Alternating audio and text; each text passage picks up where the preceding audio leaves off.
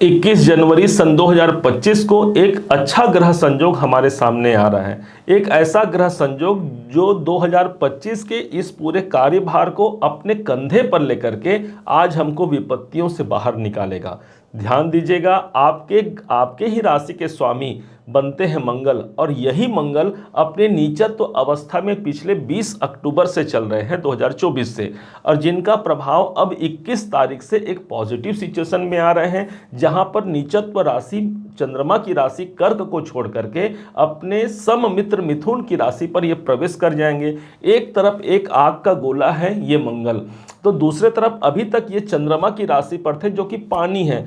आग का गोला यदि पानी में डाल दिया जाए तो क्या निकलेगा? सिर्फ धुआं ही धुआं होगा। यहीं पर अब मंगल वायु तत्व की राशि पर पहुंच गए हैं, अर्थात आग को जलने के लिए वायु की आवश्यकता होती है, ऑक्सीजन की आवश्यकता होती है। इसी प्रकार आज मंगल जो कि हमारे राशि के स्वामी हैं, इनको ऑक्सीजन मिला है, जिसके माध्यम से अब हमारे जीवन में कोई विशेष कार्य क्षेत्र है जिसकी उपलब्धि ये मंगल हम तक पहुंचा जाएंगे। कहां और क्या प्रभाव होगा, बड़े ध्यान से समझिएगा। मंगल इस समय पर वक्री अवस्था पर ही चल रहे हैं और वक्री अवस्था में ही अष्टम भाव पर आए हैं। आपके अपने राशि के स्वामी अष्टम भाव पर आए हैं। माना जाता है जहां पर ये मंगल स्थित होते हैं वहां पर युद्ध और संग्राम होता है। अष्टम भाव है वो स्थान जो आपके बाधाओं का है, आपकी पीड़ा का है, आपके रुकावट का है, और मंगल जैसा एक योद्धा ग्रह वहां पर है। अर्थात इस समय पर आप अपने रुकावट और बाधाओं से मुक्ति पाते हुए वहां पर सफलता निकाल पाते हैं। अष्टम भाव जो होता है वो हमारे जीवन के एक बड़े परिवर्तन को दर्शाता है।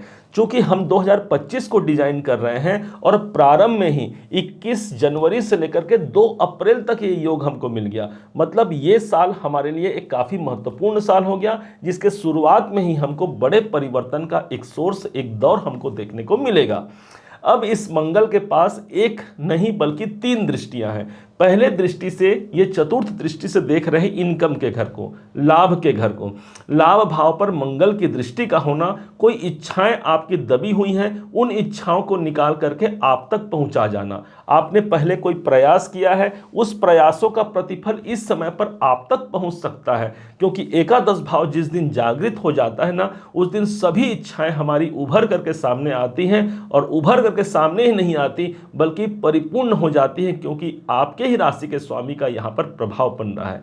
चतुर्थ दृष्टि जहां पर मंगल की पड़ती है वहां पर सुरक्षा आ जाता है, अर्थात एकादश भाव पर है आपका इनकम, आपकी सुरक्षा बन जाएगी। आपके इनकम के मार्ग कई बन सकते हैं। आप जहां पर आज 100 रुपए कमा रहे हैं, हो सकता है वो आगे बढ़ करके 100, 200, 500 तक भी पहुंच जाए, तो कोई बड़ी बात नहीं। कहने का तात्पर्य यह हो गया कि आपके लाभ में यहां पर वृद्धि कराकर मंगल देव आप तक पहुंचा पाएंगे।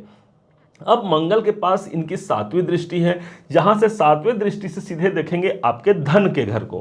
धन का भाव इस समय पर प्रतिष्ठित होगा। देख रहे हैं अष्टम भाव से, इस समय पर कोई रुके हुए धन प्राप्त हो सकते हैं। आपने काम कर लिया, आपको पेमेंट नहीं आया, हो सकता है इस समय पर पेमेंट आ जाए। आपने कोई काम किया है, वहां पर आपको ज्यादा पेमेंट की आवश्यकता है, हो सकता है इस समय पर रुके हुए मामले आपके आगे बढ़े। धन भाव पर मंगल जैसे ग्रह की दृष्टि है, आर्थिक दृष्टिकोण से एक अनुकूल समय रहेगा। अर्थव्यवस्था इस समय पर अच्छा होता है। द्वितीय भाव कुटुंब का होता है। इस समय पर आप अपने फैमिली के साथ, अपने परिवार के साथ कोई मांगलिक वातावरण का दौर देख पाते हैं। इसके अलावा मंगल के पास एक दृष्टि और बच गया है, और वो है इनकी 8वीं दृष्टि। ध्यान दीजिएगा, एक मंगल के अलावा कोई और ग्रह नहीं जिसके पास 8वीं दृष्टि होती हो। ऑलरेडी 14 तारीख को, 14 जनवरी को ग्रहों के जो सम्राट हैं भगवान सूर्य नारायण, इनका गोचर हो गया है 3रे घर पर, और उसी दिन से मकर संक्रांति का शुभ दौर हमको देखने को मिला। अब यहीं पर मंगल जैसे ग्रह की दृष्टि भी पड़ गई। सूर्य राजा है तो मंगल अंग रक्षक है सूर्य के, अर्थात दोनों राजा और सेनापति दोनों का कॉम्बिनेशन हमको 3य भाव पर देखने को मिलेगा। अर्थात इस समय पर आपके हेल्थ, आपके जो कॉन्फिडेंस है, आपका जो कंपटीशन है, ये सब आपके अनुकूल रहने वाला है। कोई यदि जीवन में अधिक संघर्ष चल रहे हैं, आप उससे पार होकर के एक सफलता के आयाम को प्राप्त कर पाते हैं। 3रा घर प्रभावी है। ऑनलाइन गतिविधियों में में आपको सफलता मिलती है, आप यदि मार्केटिंग में है, ट्रेवलिंग संबंधी काम करते हैं, स्पोर्ट्स में आप यदि हैं, या फिर ऑनलाइन गतिविधियों से संलग्न से युक्त कोई काम करते हैं, ये मंगल आपको अच्छी भली भांति आपको सफलता दिला पाता है। इस समय पर किसी यात्राओं का योग बन सकता है, इस बात को हमेशा ध्यान रखिएगा। और वो यात्राएं आपके आवश्यक कार्य होंगे, उन यात्राओं को करके कोई अच्छे लाभ का अवसर निकाल करके मंगल दे पाते हैं। अब इस मंगल के पास एक घर का और दायित्व है, और वो है आपके छठे भाव। छठा भाव आपके जॉब का, आपके नौकरी का। अष्टम भाव है परिवर्तन का। तो अब यदि नौकरी में कोई परिवर्तनीय स्थिति देखना चाहते हैं, कोई जॉब अपना चेंज करना चाहते हैं, आपने कहीं एप्लीकेशन फॉर्म भरा है, या किसी से आपने अपॉइंटमेंट लिया है, या आपने कोई इंटरव्यू दे चुका है, उसका रिजल्ट नहीं आया है, तो हो सकता है छठे के स्वामी अष्टम में है, तो इस समय पर अचानक से आपको वहां से कॉल आ जाए, अचानक से आपको वहां से कुछ बुला लिया जाए। ऐसा कोई संजोग नौकरी को लेकर के सबसे ज्यादा इस समय पर प्रभावी होगा। अब कैसे इस मंगल को अनुकूल किया जाए, कैसे इस मंगल के प्रभाव को अच्छा अनुकूल लेकर के हम अपने जीवन को इस समय पर एक बेहद ऊंचे परिणाम तक ले जा सकते हैं।